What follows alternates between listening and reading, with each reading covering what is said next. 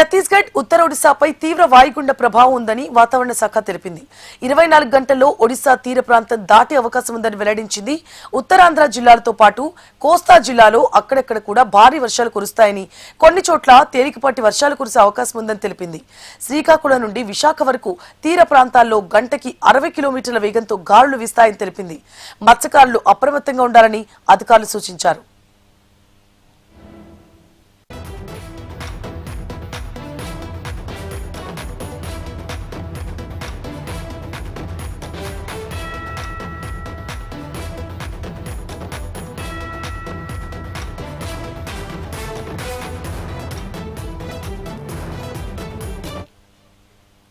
ఛత్తీస్గఢ్ ఉత్తర ఒడిశాపై తీవ్ర వాయుగుండ ప్రభావం ఉందని వాతావరణ శాఖ తెలిపింది. 24 గంటల్లో ఒడిశా తీర ప్రాంతం దాటే అవకాశం ఉందని వెల్లడించింది. ఇక ఉత్తరాంధ్ర జిల్లాలతో పాటు కోస్తా జిల్లాలో అక్కడక్కడ భారీ వర్షాలు కురుస్తాయని, కొన్ని చోట్ల తేలికపాటి వర్షాలు కురిసే అవకాశం ఉందని తెలిపింది. శ్రీకాకుళం నుండి విశాఖ వరకు తీర ప్రాంతాల్లో గంటకి 60 కిలోమీటర్ల వేగంతో గాలులు వీస్తాయని తెలిపింది. మత్స్యకారులు అప్రమత్తంగా ఉండాలని అధికారులు సూచించారు. ఇదే అంశానికి సంబంధించి పూర్తి డీటెయిల్స్ ని మా ప్రతినిధి అనురాధ అందిస్తారు. లైవ్ లో అనురాధ.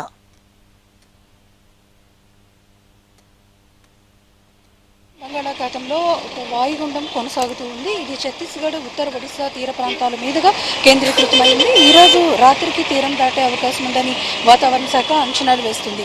ఉత్తర ఒడిశా తీర ప్రాంతాల్లో తీరం దాటుతుంది కాబట్టి ఉత్తరాంధ్ర తీర ప్రాంతాల మీద వాయుగుండం ప్రభావం ఉండే అవకాశం ఉంటుంది. ముఖ్యంగా సముద్రం అలజడిగా ఉండడం, గాలుల తీవ్రత కొనసాగుతూ ఉన్న నేపథ్యంలో మత్స్యకారులకు హెచ్చరికలు అయితే జారీ చేశారు. అలాగే లోతట్టు ప్రాంతాల ప్రజలు కూడా అప్రమత్తంగా ఉండాలని చెప్పారు.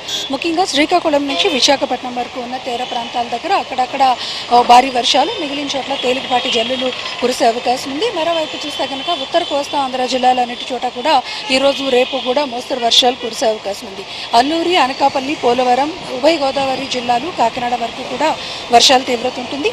మిగిలిన ప్రాంతాల్లో పొడి వాతావరణం, మేఘావృతమైన వాతావరణం ఉంటుందనేది వాతావరణ శాఖ హెచ్చరికలు జారీ చేసింది. ముఖ్యంగా కోస్తా జిల్లాల్లో మాత్రం కొంత ఈ వాయుగుండం ప్రభావం అనేది కనిపిస్తుంది. అలాగే ఉత్తరాంధ్ర జిల్లాలన్నింటిలోని కూడా ఈ ప్రభావం ఉంటుంది కాబట్టి ఉత్తరాంధ్ర జిల్లాల యంత్రాంగం అప్రమత్తంగా ఉండాలని వాతావరణ శాఖ సూచనలు జారీ చేస్తుంది. సముద్ర తీర ప్రాంతం దగ్గర మాత్రం అలజడి వాతావరణం ఉంటుంది కాబట్టి మత్స్యకారులకి 3 రోజుల పాటు హెచ్చరికలు కొనసాగుతాయని కూడా ఇటు విపత్తుల శాఖ, అటు వాతావరణ శాఖ సూచనలు చేస్తుంది.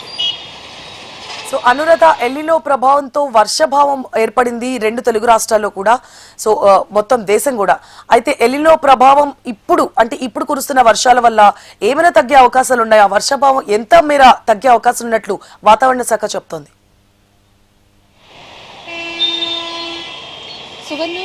సూపర్ ఎలినినో ఉంది అన్నది వాతావరణ నిపుణులు ప్రపంచవ్యాప్తంగా అంచనాలు వేస్తూ కూడా చెప్తున్నారు. ఎలినినో ఎఫెక్ట్స్ అనేవి భారతదేశం మీద కూడా కొంతవరకు ప్రభావం ఉంటుంది. పసిఫిక్ మహాసముద్రంలో ఏర్పడిన వాతావరణ మార్పుల సందర్భంగా ఈ ఎలినినో అనేది వస్తుంది కాబట్టి ఈ ఏడాది కొంత వర్షాభావ పరిస్థితులు ఉంటాయి. వర్షపాతం చాలా తక్కువగా ఉంటుందని ఇప్పటికే అంచనాలు వేస్తూ అలర్ట్స్ కూడా జారీ చేశారు.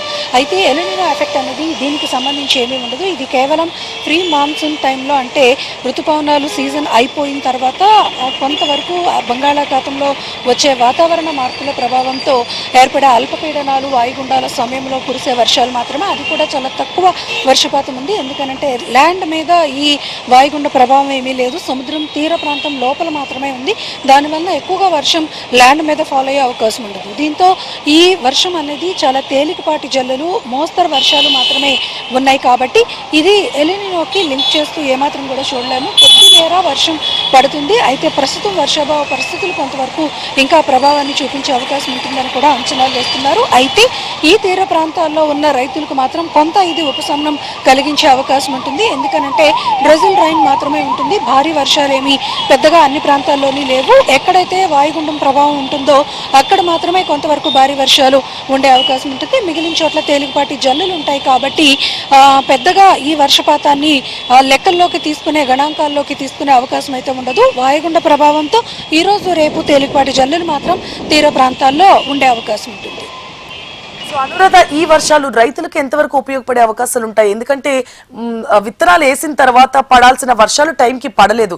సో ఇప్పటికే మొక్కలు అంటే విత్తనాలు విత్తుకోలేదని చెప్పి రైతులు ఇప్పటికే చాలా బాధపడుతున్న పరిస్థితి కనిపిస్తోంది. సో ఈ వర్షాలు ఏమైనా వాళ్ళకి హెల్ప్ చేసే అవకాశాలు ఉంటాయా? ఒకవేళ అంటే ఎల్నినో ప్రభావం ఎంతవరకు ఉన్నప్పటికీ కూడా ఈ వర్షాల వల్ల రైతులు కోలుకునే అవకాశాలు ఎంతవరకు కనిపిస్తున్నాయి? సువర్ణ, రైతులకి ఉపశమనం కలిగించేంత వర్షం అయితే ఉండదని అంచనాలు అయితే ఉన్నాయి. అయితే ఇక్కడ ఉభయ గోదావరి జిల్లాల్లోని ఉత్తరాంధ్ర జిల్లాల్లో అంటే శ్రీకాకుళం, విజయనగరంలో మాత్రం కొద్దిపాటిగా వర్షాలు 2-3 రోజుల పాటు ఉండే అవకాశం ఉంది. కాబట్టి విత్తనాలు విత్తుకునేదానికి అవకాశం అయితే ఉంటుంది. కానీ పంటలకి పూర్తి స్థాయిలో అంటే ఖరీఫ్ సీజన్ అంతా కూడా వర్షం పడలేదు. దీంతో కొంతవరకు రైతులు చాలా డెఫిషిట్లో ఉన్నారని చెప్పాలి. అయితే ఈ వర్షం కూడా 2 రోజుల పాటు ఉన్నాయని వాతావరణ శాఖ చెప్తున్నప్పటికీ కూడా డ్రెజిల్ రైన్ అంటే చిన్నపాటిగా తేలికపాటి జల్లులు మాత్రమే కురుస్తాయి. అంటే రైతాంగానికి అనుకూలమైన వర్షపాతం అయితే కాదు. కానీ కొంతవరకు ఉపశమనం కలిగించే అవకాశం ఉంటుంది.